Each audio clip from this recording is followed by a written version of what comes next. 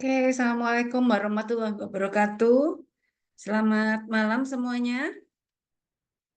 Malam, Ibu. Suara saya bisa terdengar jelas? Bisa, Bu. Oke, baik. Kita langsung saja ke materi kita, materi ke-9 dan ke-10. Sebentar, saya besarin dulu. Materi ke-9 dan 10 yaitu tentang konsep manajemen risiko perbankan dan materi ke-10-nya adalah tentang manajemen risiko kepatuhan. Di malam ini juga nanti akan ada tugas, jadi hmm, teman-teman membagi menjadi 2 kelompok. Ada kelompok yang pro, yang anggotanya isinya 4 orang, dan ada kelompok yang kontra, yang isinya juga 4 orang. Kita bertujuh atau berdelapan ya ini ya? Halo? Bertujuh, oke. Tujuh ya. Kalau gitu ada satu kelompok yang 4, satu kelompok isinya 3. Nanti setelah saya menjelaskan tentang manajemen risiko perbankan syariah, kemudian kita lanjut sebentar ke materi manajemen risiko kepatuhan. Lalu saya sih udah nge-share tugasnya ke Mas Hendi ya. Nanti bisa di-share ke teman-teman, tapi nanti setelah materi ini tersampaikan seperti itu. Ada yang mau ditanyakan?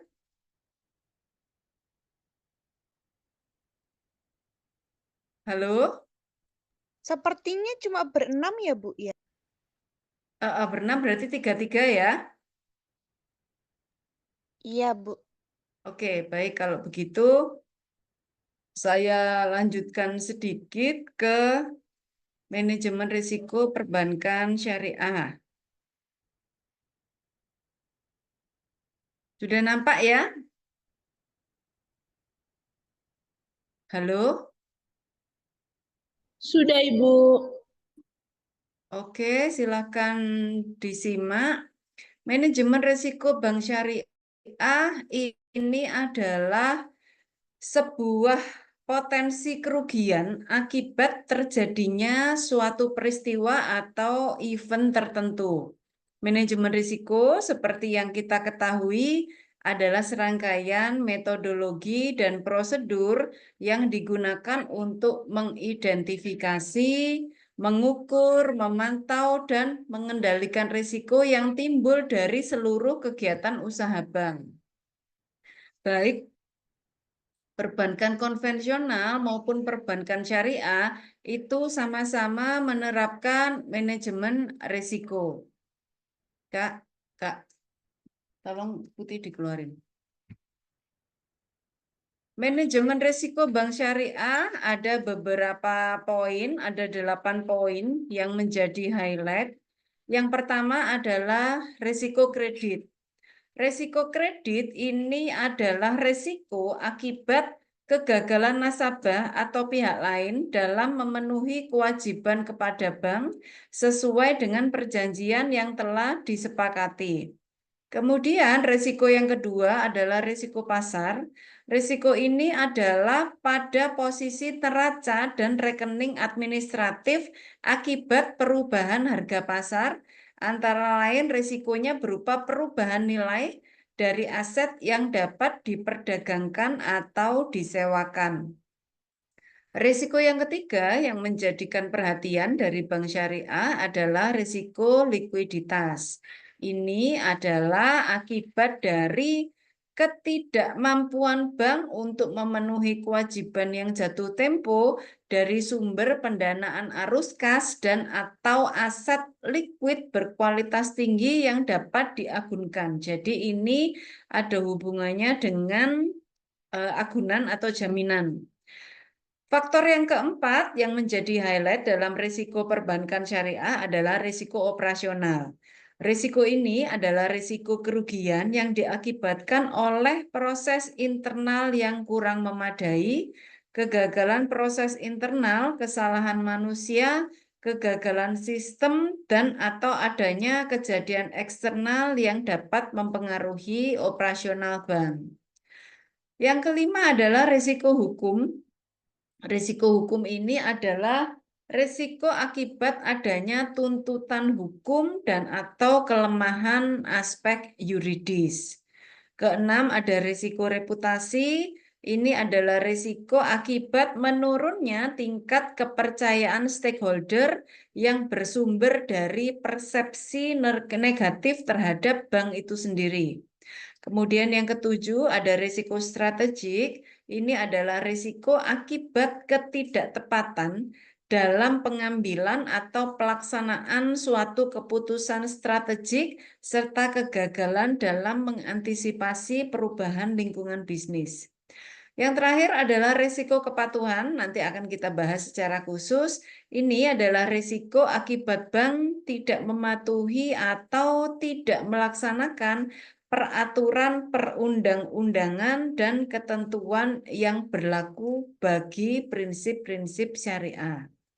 Ada dua risiko tambahan bagi perbankan syariah. Yang pertama adalah risiko akibat perubahan tingkat imbal hasil yang dibayarkan bank kepada nasabah karena terjadinya perubahan tingkat imbal hasil yang dapat mempengaruhi perilaku nasabah dana pihak ketiga dari pihak bank. Konsekuensi dari penerapan imbal hasil adalah kemungkinan terjadinya displaced commercial risk. Risiko yang kedua adalah risiko investasi, yaitu risiko akibat bank ikut menanggung kerugian usaha nasabah yang dibiayai dalam pembiayaan bagi hasil berbasis profit and loss sharing. Penilaian risiko pada bank syariah ini sama dengan penilaian risiko pada bank konvensional. Ada yang low, ini artinya dampaknya kecil, nggak ada kerugian keuangan, kemudian low to moderate, atau kerugian keuangan yang kecil, terdapat gangguan dalam kegiatan pekerjaan sehari-hari, kemudian moderate, ini artinya terjadi gangguan, namun masih dapat melanjutkan bisnis, kerugian keuangan yang cukup besar, reputasinya sedikit terpengaruh.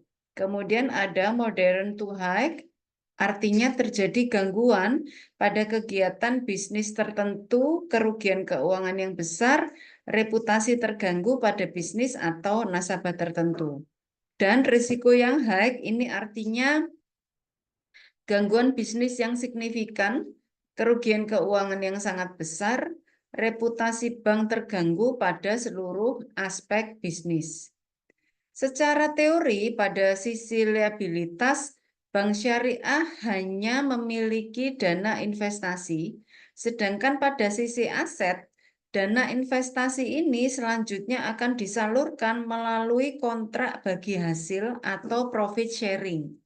Berdasarkan sistem ini, maka fluktuasi yang terjadi pada sisi aset akan secara otomatis ditopang oleh konsep resharing.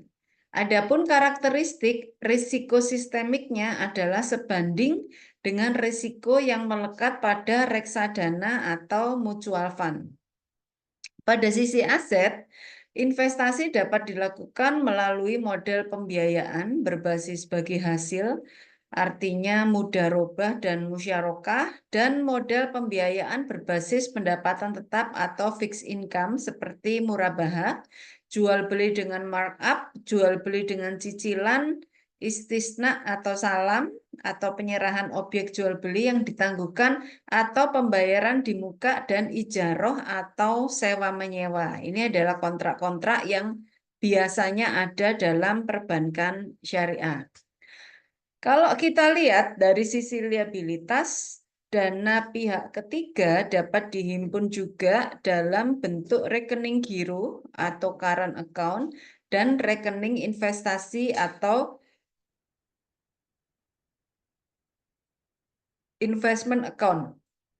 Jenis dana dalam bank syariah adalah qard atau hasan atau pinjaman tanpa bunga atau amanah atau bisa diindonesiakan sebagai kontrak perencanaan.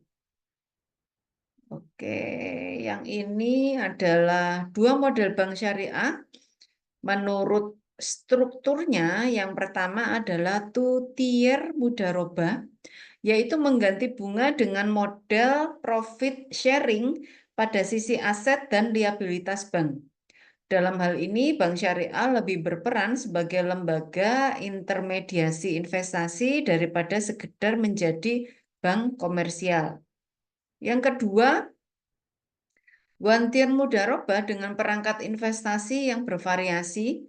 Model pembiayaan ini merupakan pendapatan tetap, yaitu murabahah, jual beli dengan markup, istiqnah atau salam, jual beli dengan agunan, murabahah berjangka, jual beli dengan cicilan, ijaroh, dan sewa menyewa.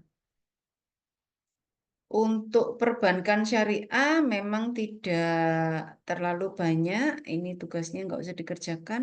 Ada yang mau ditanyakan?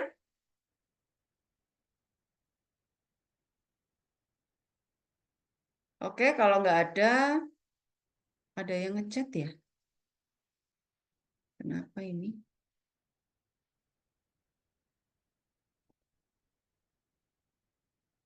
Oh, izin off cam karena lagi sakit. Oke. Rasanya banyak yang sakit ya malam ini. Saya juga lagi sakit. Mas Hendi juga sakit. Kemudian ada tadi itu siapa ini yang sakit ya? Oke, semoga cepat sembuh buat kita semua. Kita masuk sekarang ke manajemen risiko kepatuhan. Bentar saya share.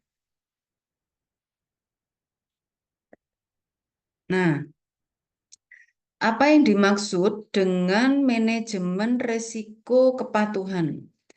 Konsep risiko kepatuhan sendiri ini berdasarkan POJK nomor 65 tahun 2016 adalah sebuah risiko karena bank ini nggak patuh atau tidak melaksanakan peraturan perundang-undangan dan ketentuan yang berlaku serta prinsip syariah. Risiko kepatuhan ini cenderung mengarahnya kepada risiko hukum.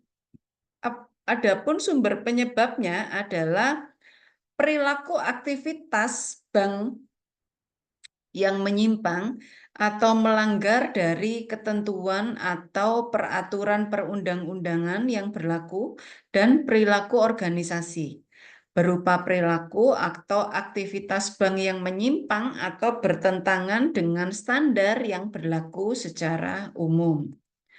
Adapun fungsi kepatuhan adalah sebagai langkah yang sifatnya itu preventif atau memastikan bahwa kebijakan, ketentuan, sistem, prosedur, serta kegiatan usaha yang dilakukan oleh bank itu sudah sesuai dengan ketentuan BI ya atau Bank Indonesia dan peraturan perundang-undangan yang berlaku.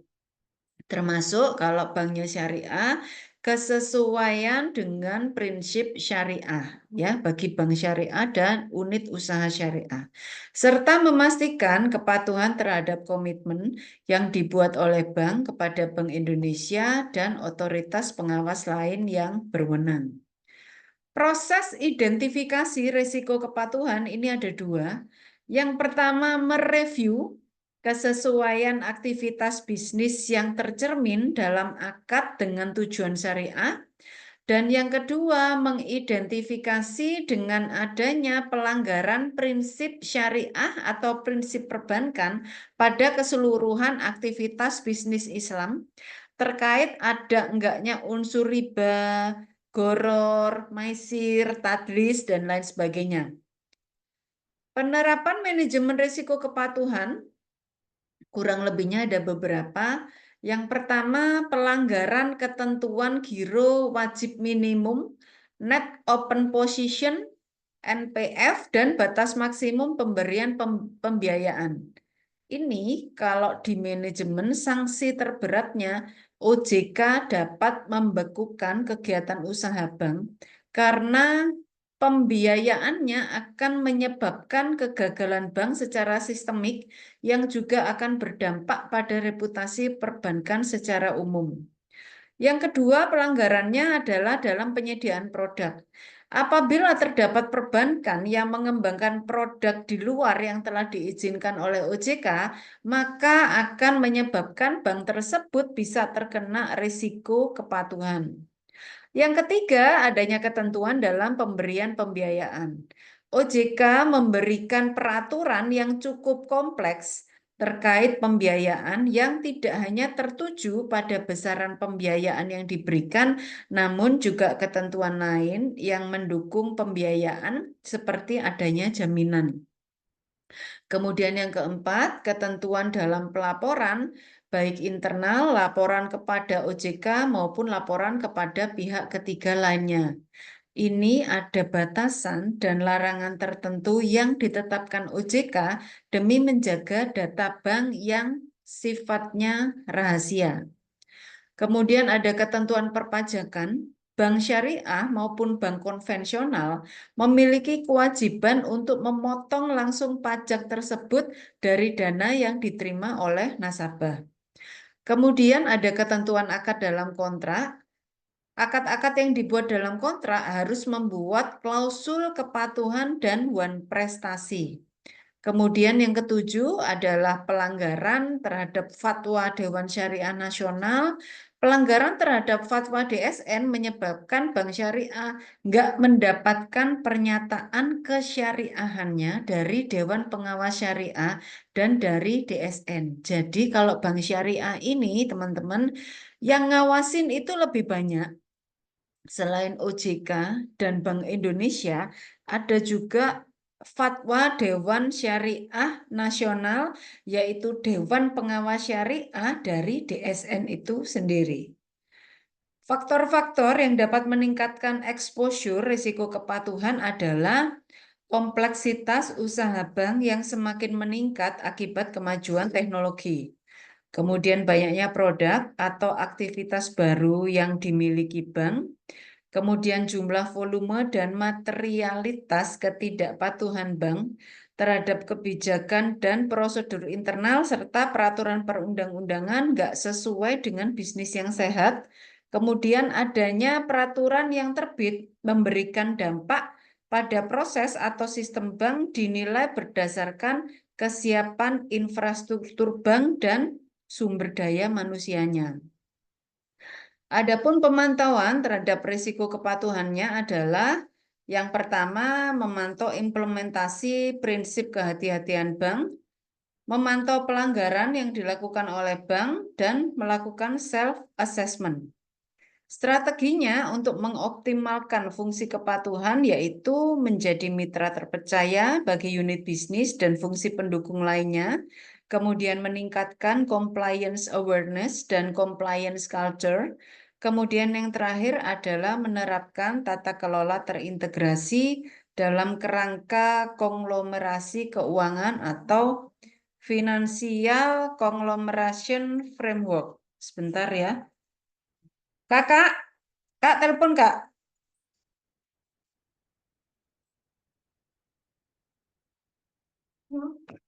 Sampai di sini ada yang mau ditanyakan? Iya, iya. Belum, belum Kak.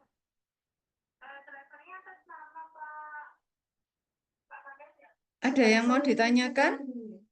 Masih belum, Bu. Oke, kalau nggak ada yang mau ditanyakan, saya mau langsung share soalnya saja, lalu kita bahas sama-sama ya.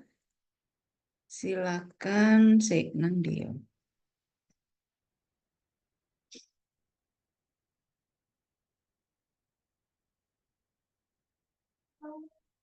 Iya, harus lagi Mas Bagus. Belum.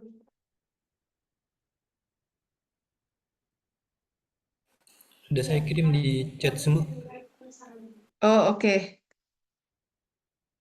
Ini pakai breakout room, Bu ya? Pakai breakout Oke, room berarti ada 2 breakout room, ada yang pro dan ada yang kontra. siap. Berapa menit kok? Enaknya berapa? Yang kira-kira teman-teman udah selesai. Oke, Nah, ini ada 2 soal yang harus teman-teman jawab. Yang pertama, jelaskan kelebihan atau pro-nya dan kekurangan atau kontranya dari manajemen risiko yang diterapkan dalam perbankan syariah dibandingkan dengan perbankan konvensional. Lalu soal yang kedua, Ali dan Siti sedang berdiskusi tentang perbankan syariah. Ali berpendapat bahwa sistem manajemen risiko pada perbankan syariah lebih unggul dibandingkan dengan perbankan konvensional. Namun, Siti merasa bahwa ada kelemahan tertentu yang membuat perbankan syariah ini jadi kurang fleksibel dalam menghadapi risiko.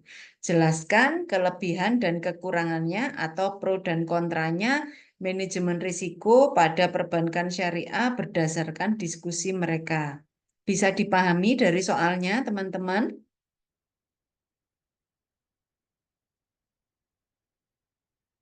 Halo?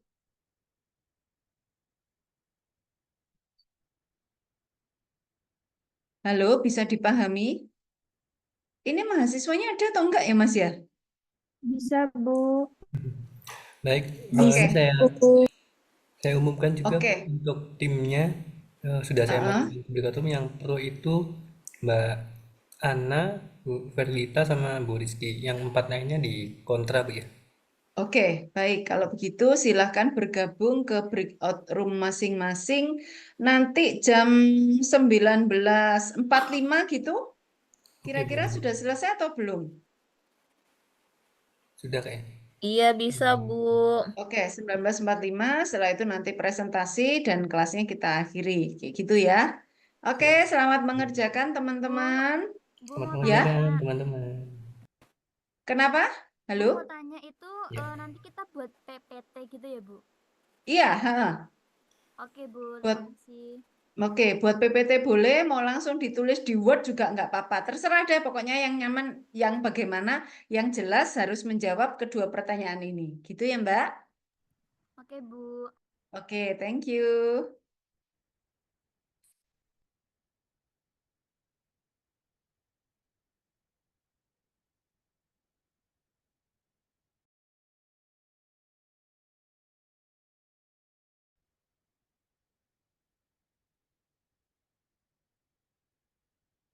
Oke, baik teman-teman. Sudah masuk semuanya ke main room. Oke, kita mulai presentasinya di kelompok yang pro dulu. Silahkan.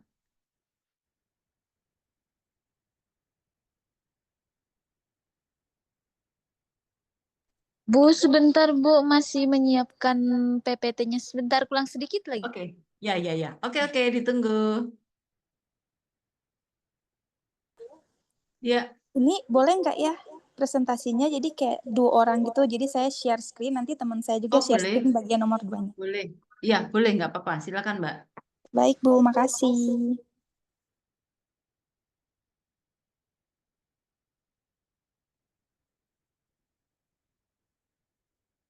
Apakah suara saya sudah terdengar?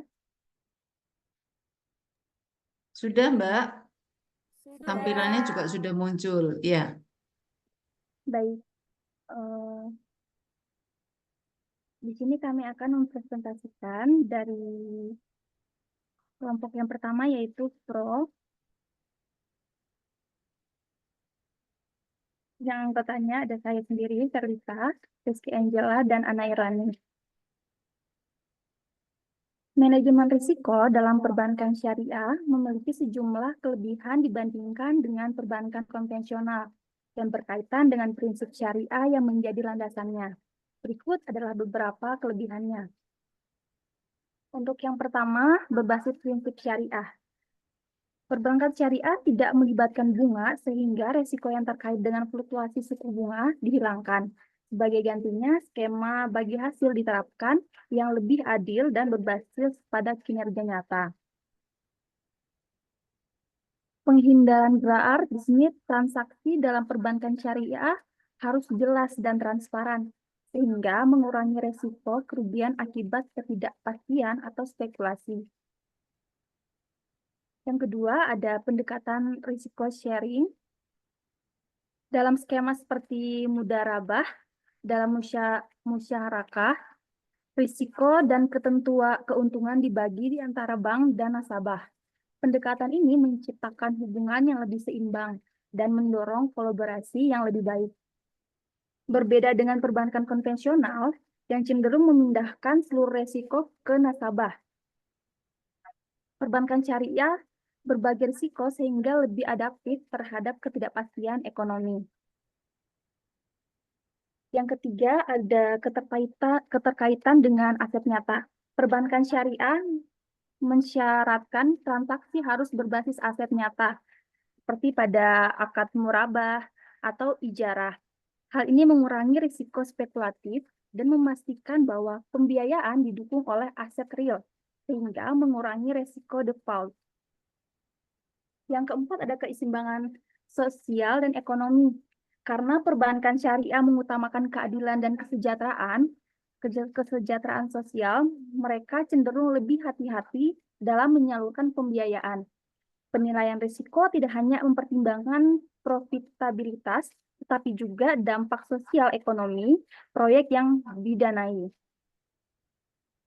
Yang kelima, ada efisiensi dalam pengelolaan risiko. Dengan mengadopsi pendekatan yang proaktif terhadap risiko berbasis syariah, bank syariah cenderung lebih disiplin dalam melakukan evaluasi kelayakan proyek. Ini mendorong pengelolaan risiko yang lebih efektif dan transparan. Dan yang keenam, stabilitas yang lebih baik. Perbankan syariah biasanya tidak terlibat dalam aktivitas spekulatif atau investasi berisiko tinggi seperti derivatif keuangan yang sering menjadi penyebab ketidakstabilan sistem keuangan dalam perbankan konvensional. Dan yang ketujuh, ada kepatuhan pada Dewan Pengawasan Syariah. Bank syariah diawasi oleh Dewan Pengawasan Syariah yang memastikan bahwa semua transaksi sesuai dengan prinsip syariah. Mekanisme ini memberikan lapisan tambahan dalam pengelolaan risiko melalui kepatuhan etika dan hukum Islam. Jadi kesimpulannya, dalam manajemen risiko dalam perbankan syariah memiliki keunggulan dalam menciptakan sistem yang lebih berkelanjutan, transparan, dan adil, dengan menghilangkan praktik riba, grar, dan spekulasi. Seperti mendorong prinsip berbagai risiko, perbankan syariah mampu mengurangi risiko finansial dan menciptakan stabilitas yang lebih baik dibandingkan dengan perbankan konvensional. Selanjutnya saya akan mempresentasikan yang nomor 2 ya, Bu. Ya. Kim.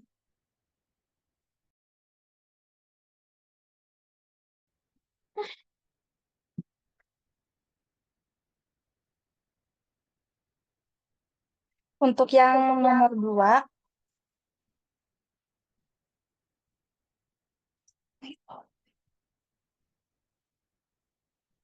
argumen pro keunggulan manajemen resiko perbankan syariah. Kepatuhan syariah sebagai filter tambahan, salah satu keunggulan utama adalah adanya prinsip syariah yang mendasari setiap transaksi. Prinsip ini berfungsi sebagai filter tambahan dalam manajemen risiko. Contohnya, larangan riba bunga mendorong bank syariah untuk lebih berhati-hati dalam memberikan pembiayaan dan menghindari spekulasi berlebihan. Hal ini secara intern mengurangi risiko yang terkait dengan instrumen derivatif dan kompleks dan berisiko tinggi yang umum di bank konvensional. Untuk yang kedua, fokus pada aset real. Bank syariah lebih fokus pada transaksi yang berbasis real, misalnya jual beli bagi hasil. Hal ini berbeda dengan bank konvensional sering menggunakan derivatif keuangan. Fokus pada aset real mengurangi risiko yang terkait dengan fluktuasi pasar, keuangan yang berlebihan, dan gelembung aset. Yang ketiga, prinsip bagi hasil. Mudharabah atau musyarakah dalam pembiayaan basis hasil. Bank syariah berbagi risiko dengan nasabah. Jika usaha nasabah untung, bank juga untung. Sebaliknya jika rugi, bank juga ikut menanggung kerugian sesuai dengan porsi yang disepakati. Mekanisme ini mendorong bank untuk lebih selektif dalam memilih proyek yang dibiayai dan melakukan monitoring yang ketat. Pengawasan oleh Dewan Pengawasan Syariah, keberadaan DPS yang independen memberikan lapisan pengawasan tambahan untuk memastikan kepatuhan terhadap prinsip syariah dalam setiap operasional bank. DPS ini memberikan panduan dan memastikan bahwa semua produk dan layanan bank sesuai dengan fatwa yang dikeluarkan oleh lembaga yang berwenang. Kesimpulannya, dari diskusi di atas dapat disimpulkan bahwa manajemen risiko dalam perbankan syariah memiliki keunggulan-keunggulan utamanya terletak pada kepatuhan terhadap prinsip syariah yang meminimalisir risiko tertentu. Sekian presentasi dari kelompok kami. Terima kasih. Oke, baik, terima kasih kelompok yang pro. Sekarang silakan kelompok yang kontra, yang tidak setuju tentang manajemen risiko perbankan mempresentasikan. Untung dia tetap tenang. Baik, Ibu.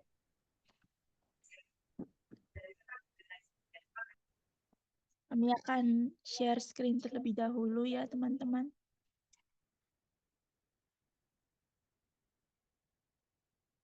Apakah sudah terlihat? Ya, sudah, Mbak. Apakah suaranya sudah jelas, Bu? Ya, sudah. Oke, baik.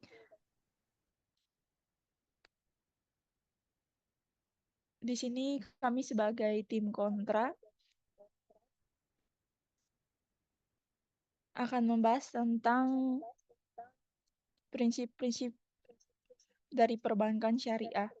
Yang pertama, kami kontra karena kompleksitas dalam pengelolaan risiko. Jadi, perbankan syariah harus mematuhi prinsip-prinsip syariah yang diawasi oleh Dewan Pengawas Syariah atau DPS. Hal ini menambah lapisan kompleksitas dalam manajemen risiko karena tidak hanya mempertimbangkan aspek finansial, tapi juga memastikan kesesuaian dengan hukum syariah.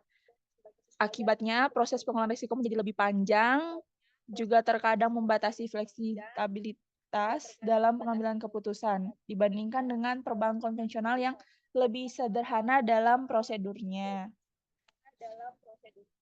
Kemudian yang kedua, resiko kepatuhan syariah. Jadi di sini risiko kepatuhan syariah menjadi aspek unik dalam perbank syariah. Jika suatu produk atau transaksi ditemukan tidak sesuai dengan prinsip syariah, maka reputasi bank tersebut akan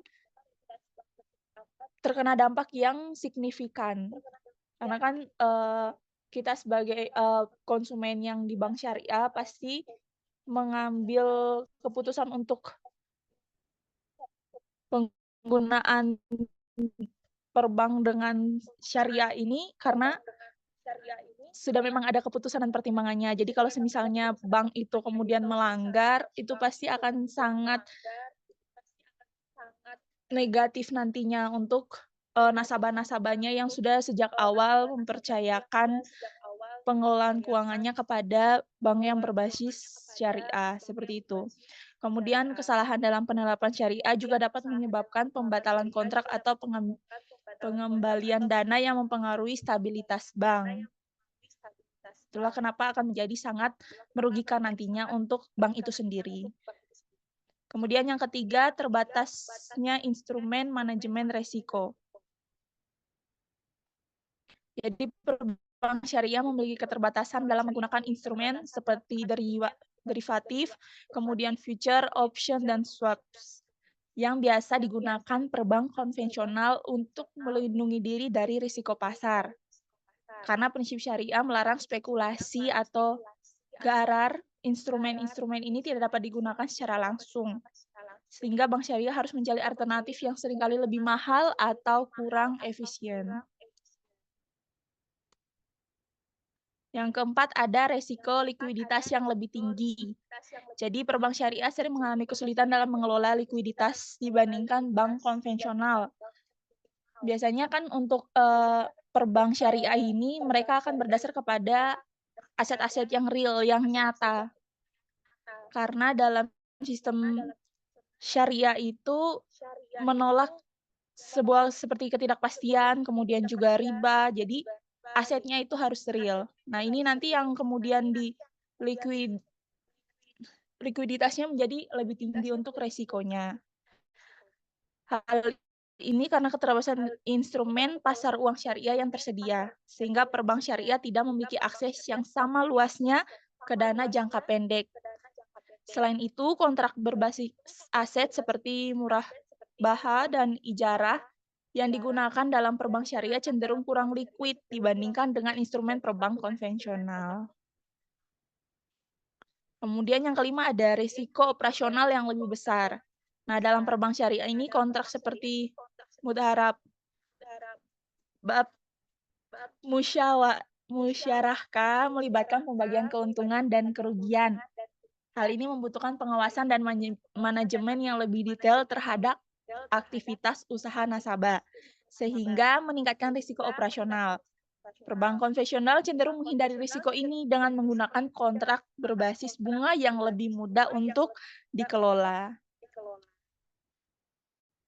Yang keenam adalah kurangnya sumber daya manusia yang kompeten, karena manajemen risiko dalam perbank syariah ini membutuhkan pengetahuan khusus yang menggabungkan antara finansial dan juga hukum syariah. Sayangnya, jumlah tenaga ahli yang memiliki kompetensi di kedua bidang ini masih terbatas. Jadi memang harus imbang dan itu masih terbatas untuk sumber daya manusianya. Sehingga bisa mempengaruhi efektivitas implementasi manajemen risiko tadi, yang kemudian mempengaruhi citra bank. Dan pastinya akan mempengaruhi konsumen juga yang menggunakan bank tersebut. Jika tidak sesuai dengan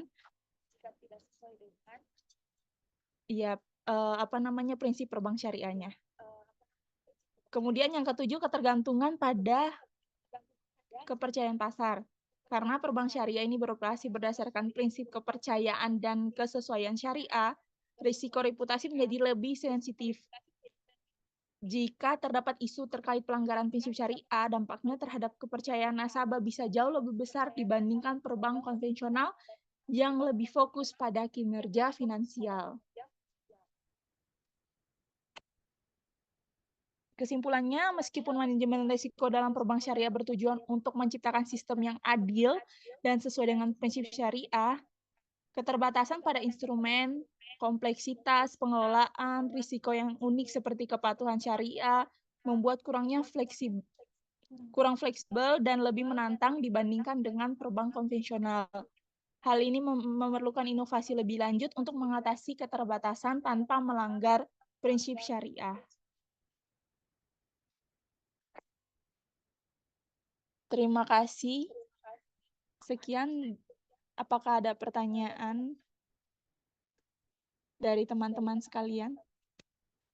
Atau Ibu Maria? Next aja kasusnya Ali dan Siti.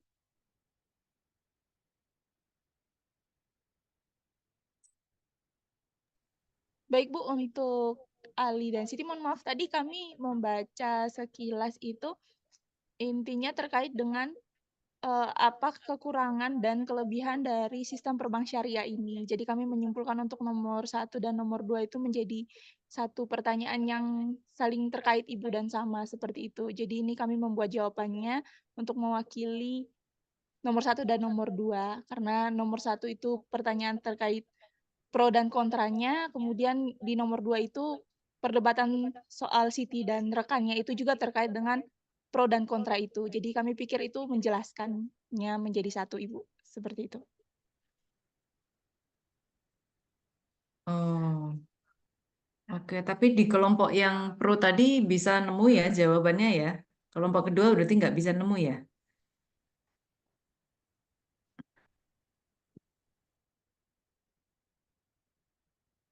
Ini kelompok ini siapa aja tadi namanya?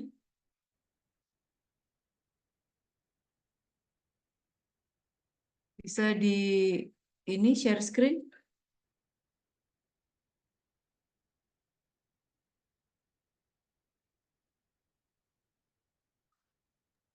Baik, Ibu.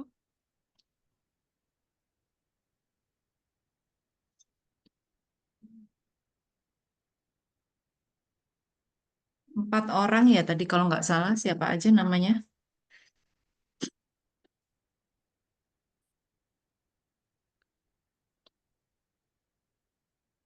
Ada Cantika Tusmiani sama Raja. Cantika,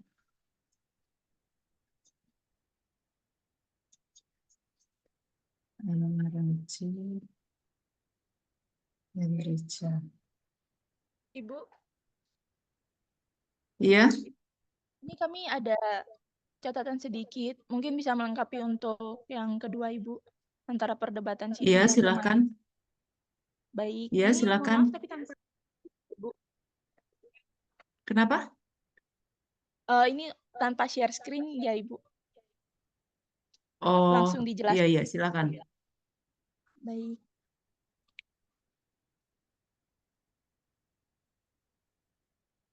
Baik, di sini perdebatan Siti dan Ali terkait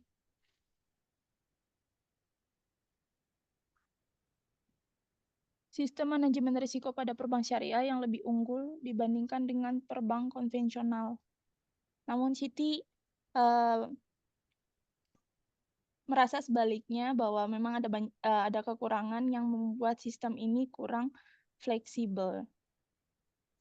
Kami tim kontra akan menjelaskan tentang kekurangan manajemen risiko pada perbank syariah dilihat dari diskusi kedua belah pihak tersebut. Yang pertama, kurang fleksibel dalam menghadapi resiko pasar. Jadi prinsip syariah ini melanggar praktik-praktik seperti riba, gharar, atau ketidakpastian, dan juga spekulasi. Akibatnya di sini ada keterbatasan penggunaan instrumen keuangan derivatif. Jadi instrumen seperti futures, option, dan swaps yang sering digunakan bank konvensional untuk melindungi diri dari risiko perubahan nilai tukar atau suku bunga sulit digunakan oleh bank syariah karena dianggap mengandung gharar atau ketidakpastian dan juga banyak memiliki spekulasi. Kemudian kesulitan dalam penyesuaian cepat. Jadi dalam kondisi pasar yang dinamis, bank syariah ini mungkin akan lebih lambat beradaptasi dibandingkan bank konvensional karena setiap strategi baru harus didiskusikan terlebih dahulu apakah sesuai dengan prinsip syariah dan juga harus memerlukan persetujuan dari Dewan Pengawas Syariah seperti itu. Kemudian yang kedua, keterbatasan diversifikasi resiko. Jadi perbank syariah sering fokus pada sektor real, transaksi tertentu seperti murabaha dan ijarah. Sehingga yang pertama resiko konsentrasi sektor. Banyak pembiayaan diarahkan ke sektor properti, perdagangan, atau infrastruktur. Jika sektor-sektor ini terganggu, risiko kegagalan kredit menjadi lebih tinggi. Kemudian kurangnya diversifikasi portofolio. Jadi tidak semua investasi yang digunakan oleh perbank konvensional pada umumnya diperbolehkan juga di perbank syariah ini. Seperti itu. Sehingga opsi diversifikasinya lebih terbatas. Kemudian yang ketiga, tingginya biaya operasional dan pengawasan.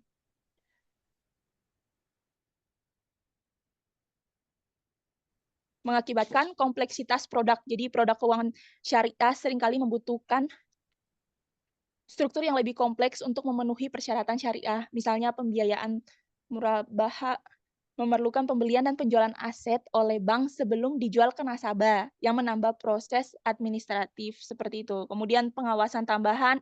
Jadi bank syariah memerlukan pengawasan dari Dewan Pengawas Syariah untuk memastikan kepatuhan syariah. Hal ini meningkatkan biaya operasional dan juga waktu untuk pengambilan keputusan dibandingkan kalau misalnya kita menggunakan perbank konvensional seperti itu. Kemudian yang keempat dari keterbatasan instrumen likuiditasnya. Yang pertama, timbulnya kurangnya instrumen likuiditas syariah. Jadi bank syariah tidak dapat menggunakan pasar uang konvensional, itu sudah pasti. Kemudian secara langsung karena adanya unsur bunga.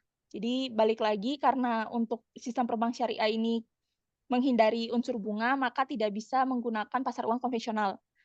Kemudian instrumen syariah alternatif yang seperti sukuk belum tersedia secara luas di semua pasar yang membuat pengelolaan likuiditasnya menjadi lebih sulit. Kemudian risiko likuiditas lebih tinggi. Dalam situasi krisis, bank syariah mungkin mengalami kesulitan untuk memperoleh likuiditas dengan cepat karena terbatasnya instrumen lindung nilai dan pasar sekunder untuk aset berbasis syariah. Yang kelima, regulasi dan infrastruktur yang belum seragam. Jadi menghasilkan ketidaksesuaian antar negara. Standar syariah ini kan berbeda-beda di berbagai negara. Nah, ini dapat menyulitkan bank syariah yang ingin beroperasi secara internasional, terutama terkait manajemen risiko. Kemudian kurangnya panduan teknis di beberapa wilayah, regulasi mengenai manajemen risiko syariah belum sekooperatif bank konvensional, sehingga bank syariah harus mengembangkan solusi sendiri yang mungkin tidak se-efektif pendekatan standar bank pada umumnya, seperti itu. Kemudian di sini juga ada risiko moral hazard dalam pembagian risiko. Jadi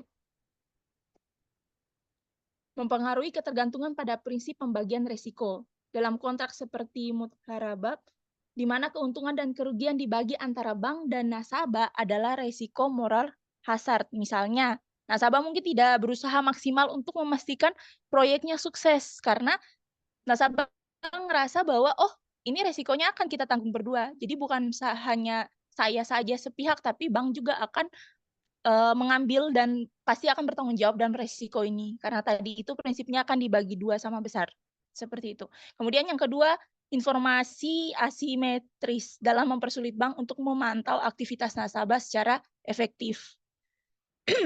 Kemudian resiko reputasi yang lebih besar. Balik lagi, ekspektasi kepada kepatuhan syariah yang pastinya dimiliki oleh setiap nasabah ini juga menjadi hal yang sangat rancu untuk bank itu sendiri. Jadi ketika terjadi pelanggaran atau ketidaksesuaian dengan prinsip syariah, maka reputasi bank syariah dapat terpengaruh secara signifikan. Manajemen resikonya pun menjadi jauh lebih besar, yang dapat kemudian menyebabkan kehilangan kepercayaan dari nasabahnya.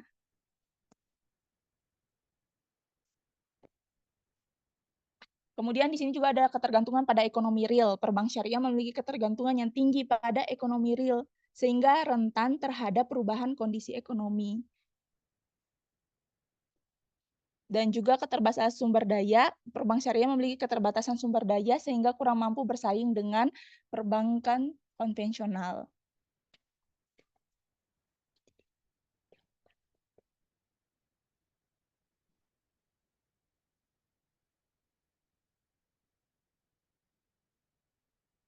Pada akhirnya, perbank syariah ini kurang fleksibel karena harus mematuhi prinsip syariah dengan biaya operasional yang tinggi dan juga keterbatasan sumber dana, karena perbank syariah memiliki keterbatasan sumber dana dengan resiko likuiditasnya juga yang sulit ya untuk didapatkan.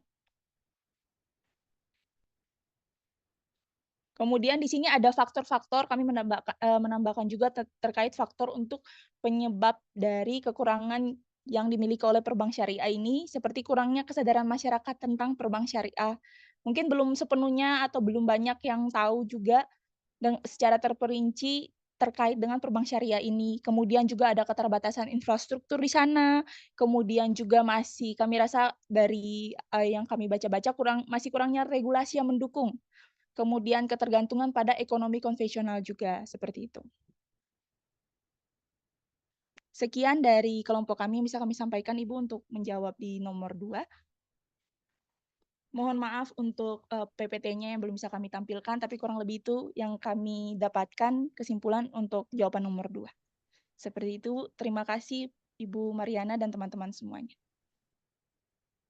Kenapa PPT-nya nggak dibikin?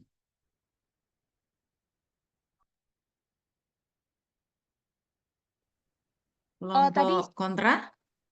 iya, untuk jawaban nomor 2 ya, Ibu. Iya.